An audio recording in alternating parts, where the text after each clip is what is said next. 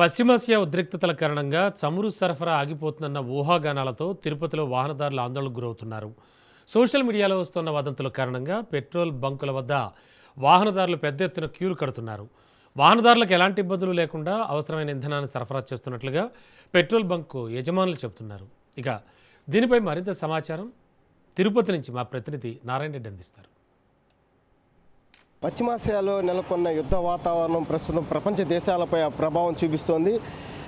భారత్ పైన కూడా గత కొద్ది రోజులుగా వాణిజ్య గ్యాస్ కొరత ఉన్న పరిస్థితి కనిపించింది. ఆ తర్వాత నిత్యావసర ధరలు కూడా అమాంతం పెరిగిన పరిస్థితి కనిపిస్తుంది. తాజాగా డీజిల్ పెట్రోల్ పైన కూడా ప్రభావం కనిపిస్తున్నట్లు కూడా తెలుస్తుంది. ఇప్పటికే చాలా పెట్రోల్ బంకుల్లో కూడా పెట్రోల్ లేదని నో స్టాక్ బోర్డులు కూడా దర్శనమిస్తున్న పరిస్థితి కనిపిస్తుంది.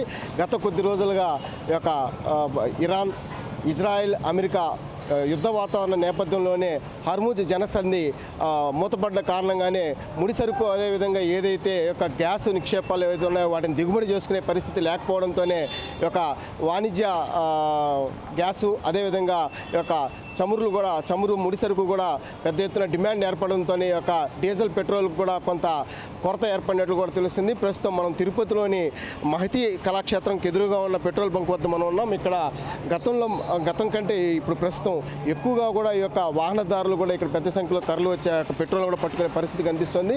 అంటే పెట్రోల్ కొత్త ఏర్పడుతుంది అన్న వదంతులు పెద్ద స్థాయిలో కూడా సోషల్ మీడియాలో వైరల్ కావడంతో కూడా ఎక్కువ మంది వాహనదారులు కూడా ఆందోళనతో పెట్రోల్ బంకులు బాట పడుతున్నారు. ఈ యొక్క పెట్రోల్ బంకు సంబంధించి కూడా ఎక్కువ మంది అంటే వాహనదారులు కూడా పెద్ద ఎత్తున క్యూ లైన్లో కూడా నిలబడి గంటల తరబడి వేచి ఉండి పెట్రోల్ పట్టుకునే పరిస్థితి కనిపిస్తుంది. అదేవిధంగా ఏదైతే ఇటీవల ఈ యొక్క యుద్ధ వాతావరణ నేపథ్యంలోనే యొక్క పవర్ పెట్రోల్ పైన కూడా ₹3 ధర కూడా పెరిగిన పరిస్థితి కనిపిస్తుంది. 3 రోజుల కిందట ఈ యొక్క ₹3 పెట్రోల్ ధర లీటర్ పైన కూడా పెరిగినట్లు తెలుస్తుంది. అదేవిధంగా ఏదైతే ఓవైపు వాణిజ్య గ్యాస్ కొరత ఏ విధంగా అయితే ఉందో అదేవిధంగా నిత్యావసర సరుకుల ధరలు కూడా అమాంతం పెరిగిన పరిస్థితి కనిపిస్తుంది. ప్రస్తుతం యొక్క డీజిల్ పెట్రోల్ కొరత కూడా ఉన్నట్లుగా పెద్ద ఎత్తున సోషల్ మీడియాలో వదంతులు రావడంతో కూడా వాహనదారులు కొంత ఆందోళన చెందుతున్న పరిస్థితి కనిపిస్తుంది.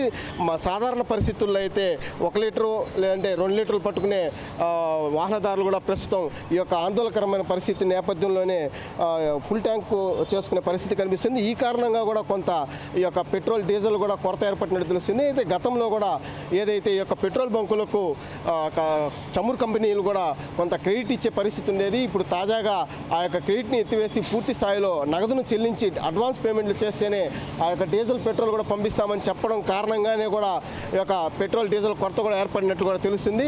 ప్రస్తుతం మనతో పాటు ఈ యొక్క పెట్రోల్ బంకుకు సంబంధించిన యాజమాన్యం మనతో ఉన్నారు. వారిని అడిగి తెలుసుకునే ప్రయత్నం చేస్తాం.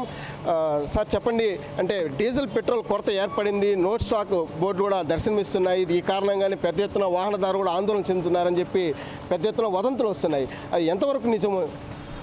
స్టాక్ కొరత అవుతా లేదు, డిపో నుంచి మనకు స్టాక్ బాగానే వస్తూ ఉంది, ఇబ్బంది ఏం లేదు. వీళ్ళు లోట్లు పెట్టి తెచ్చుకుంటే సరిపోతుంది అంతే. ముందు గతంలో కొద్దిగా అప్పులు ఇచ్చేవాడిది, ఇప్పుడు అప్పులు తగ్గించింది. దానివల్ల అంటే వరుస సెలవుల కారణము, మరోవైపు ఈ యొక్క క్రెడిట్ ఇచ్చే వాళ్ళు గతంలో ఇప్పుడు క్రెడిట్ లేకుండా పూర్తి డబ్బులు చెల్లించిన తర్వాతే స్టాక్ ఇస్తామని చెప్పి నిబంధన పెట్టడం వల్లే ఈ యొక్క డిమాండ్ నెలకొలిందని మీరు అనుకుంటున్నారా?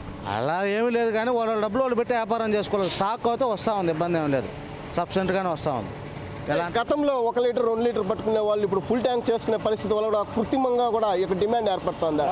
ఎవరు పట్టుకోవట్లా. ఇప్పుడు ఈ మీడియాలో ఊరికే క్రియేట్ చేస్తున్నారు, కానీ మాకేం సేల్ ఏం పెరగలేదు. రెగ్యులర్ జరిగే సేలే జరుగుతుంది, అడిషనల్గా సేల్ అయితే ఏం పెరగట్లేదు.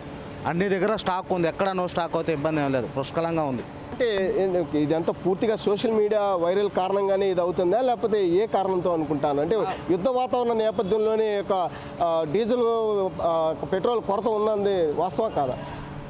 దానికి ఇప్పుడైతే ఉండొచ్చు, కానీ గతంలో ఉండొచ్చు, కానీ ఇప్పటికైతే ఎలాంటి ఇష్యూస్ లేవు, బాగానే ఉంది ప్రభుత్వం. ఇప్పుడైతే బాగానే ఇస్తున్నారు స్టాక్, మాకు ఎలాంటి ఇష్యూస్ లేవు. పెట్రోల్ పైన కూడా పవర్ పెట్రోల్ పైన కూడా ₹3 పెరిగింది 3 రోజుల క్రితం. అది ఏ కారణంగా మీరు అనుకుంటున్నారు? ఏ కారణం అని ఏం చెప్తామంటే మామూలుగా పెట్రోల్ మళ్ళీ అడిషనల్ బూస్టర్స్ కలుపుతారు, దానివల్ల అది రేటు పెరుగుంటుంది. దాని పెరిగిన దానివల్ల పెరగచ్చు. పశ్చిమాసియాలో నెలకొన్న యుద్ధ వాతావరణం కారణంగానే ఆ ప్రభావం భారత్ పైన కూడా చూపినట్లు ప్రజలు భావిస్తున్నారు. మరోవైపు ఏదైతే వాణిజ్య గ్యాస్ కొరత నెలకొన్న నేపథ్యంలోనే తాజాగా ఒక డీజిల్ పెట్రోల్ కొరత ఏర్పడినట్లు కూడా పెద్ద ఎత్తున వదంతులు రావడంతోనే ఒక వాహనదారులు కూడా కొంత ఆందోళనలో ఉన్నట్లు కూడా తెలుస్తుంది. తిరుపతిలో అయితే ప్రతిరోజు అంటే ఇక్కడ ఉన్న స్థానికులు సుమారు 4 లక్షల నుంచి 5 లక్షల మంది ఉన్నారు. 2 లక్షల మంది వరకు వాహనాలు వినియోగిస్తున్నారు.